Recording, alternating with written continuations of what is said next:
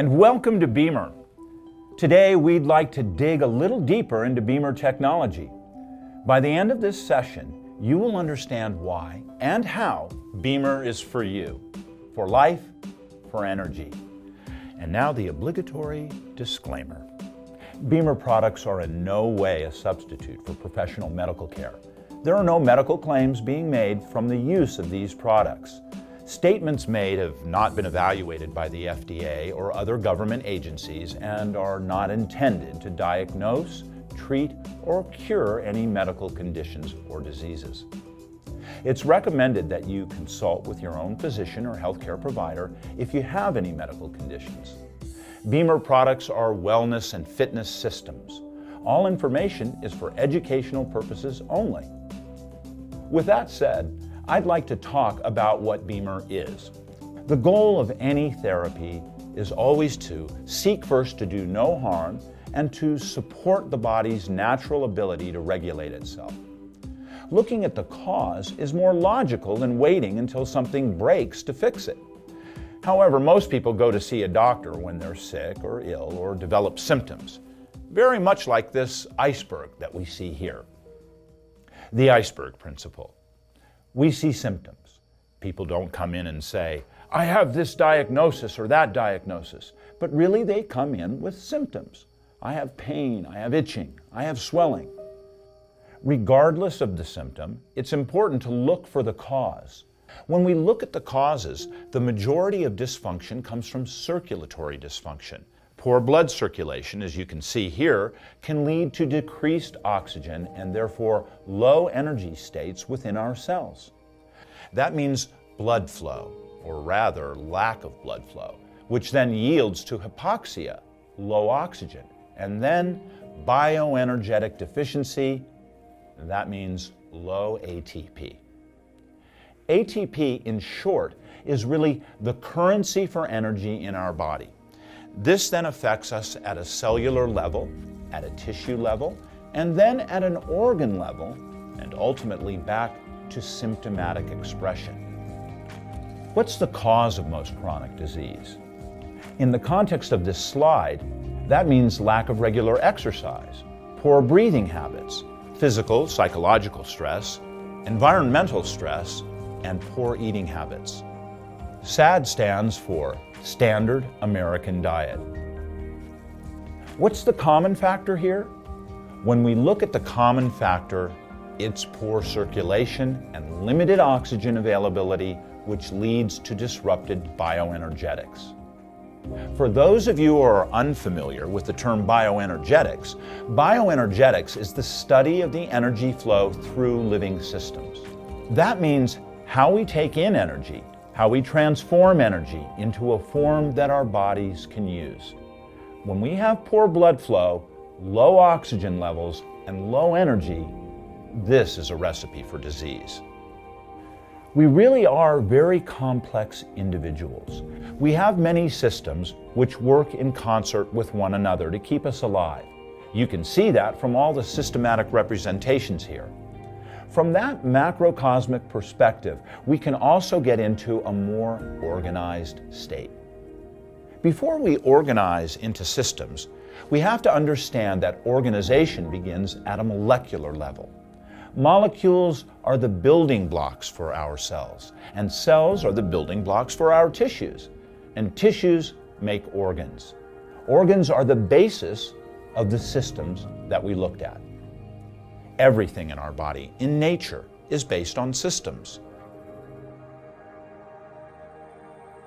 In fact, in medical schools today, rather than teaching specific areas of pathology or biology, we look at systems biology, where you can combine the effects of the world and how we live our lives and how it manifests or relates to systems. When we look at humanity, we're a magnificent system. And it's comprised of specialized cells that do very specific things. Here you can see heart cells, brain cells, fat cells, nerve cells, red blood cells. All of these come from one single cell that we're birthed from, differentiating into the myriad of expressions based on functional needs. Cells need energy to survive. Oxygen is coming in, and carbon dioxide are the waste products that are being cleared. Think about this. You're only as healthy as what your cells can eliminate. Are you getting enough oxygen? Are you getting enough nutrients, number one? And is that cell functioning to clear out the waste materials? This moves then from a cellular level to a tissue level, all the way up to a systems level where you can say, oh, I'm sweating, or I have to go to the bathroom and urinate or defecate. This is happening at a cellular level as well. We call this cellular respiration. When we look back at the systems, I want to pay special attention or focus toward the one that's circled, and that's the circulatory system. I don't want to leave out the lymphatic system, which you see next to it, because the lymphatic and the circulatory system are intimately involved. You can look at your body a little like a hydraulic type of system. When we think of circulation, or in the sense of BEMER, as a vascular therapy, we think of something that has effect on the vessels or the circulatory system.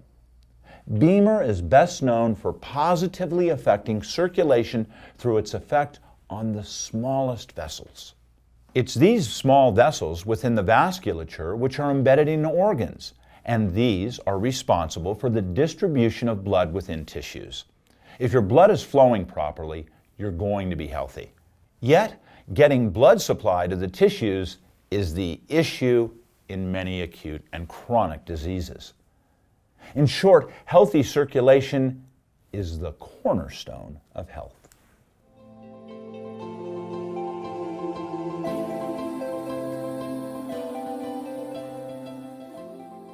We have this image of a heart beating here.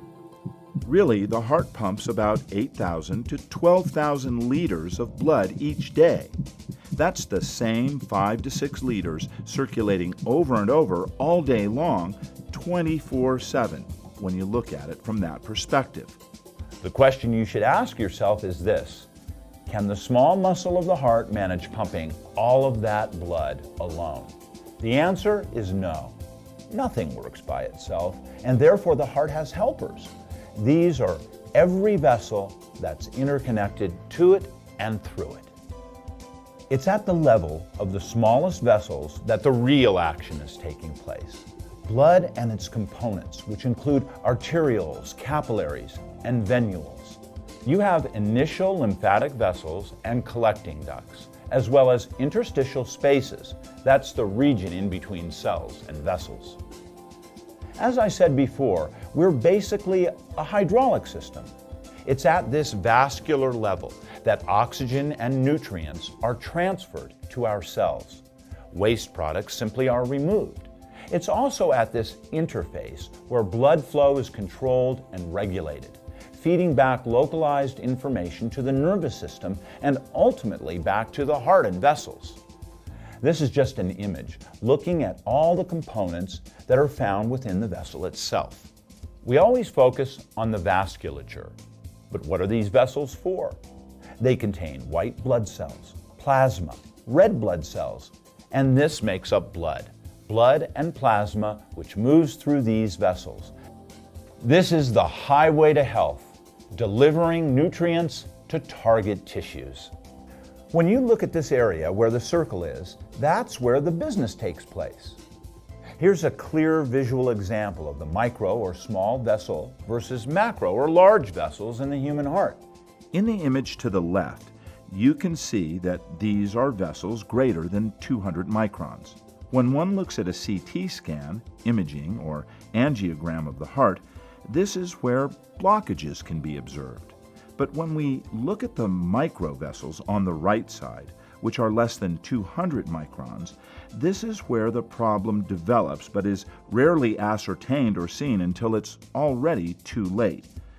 Until someone manifests a heart attack or myocardial infarction, for example. So it's really these microvessels that play a crucial and vital role in maintaining both structure and function within the entire body. In fact, the microcirculatory system makes up the largest part of the circulation system. Almost 75% of the vessels within your body are microcirculatory vessels. That means 3/4 of your circulatory system is comprised of these small vessels. Some of these are smaller than even the diameter of a strand of hair. When looking at this simple depiction of microcirculation, we can identify the vessels by both their size and function. Oxygenated blood travels in through the arteries. Oxygen is delivered to the capillary network via these arteries and arterioles, then gets smaller and smaller into the capillary beds. Then once it drops off oxygen and nutrients, waste products are picked up, and then deoxygenated blood is returned to the heart and the lungs via the venules and the veins. It's this transport phenomenon of material exchange between blood and tissues, as well as the first steps of cellular and humoral immune reactions. These are where it's focused in this area of the circulatory system. Let's take a look at how BEMER affects your circulation. The role model for the BEMER signal is nature. In nature, there are no single frequencies. Rather, present always are several basic low and high frequencies. And so it is with the BEMER signal. BEMER utilizes a huge frequency spectrum in the lower frequency range, which provides the supporting mechanism for the BEMER therapy. This mechanism occurs at the level of vascular walls, or what we call the endothelium, within the arterioles and venules of our circulatory system. The delivery of the signal is configured over 2-minute intervals for maximum effectiveness. This is how BEMER effectively stimulates vasomotion and therefore affects both systemic as well as local circulation. The therapeutic window that stimulates the microvessels is quite complex. The smaller vessels were found to respond to frequencies between 28 and 33 Hz, and the therapeutic window for the larger caliber vessels were found to be in a range of between 8 and 12 Hz. This is the manner in which BEMER effectively influences hemodynamics. And for those of you in the know, that's the way your blood flows.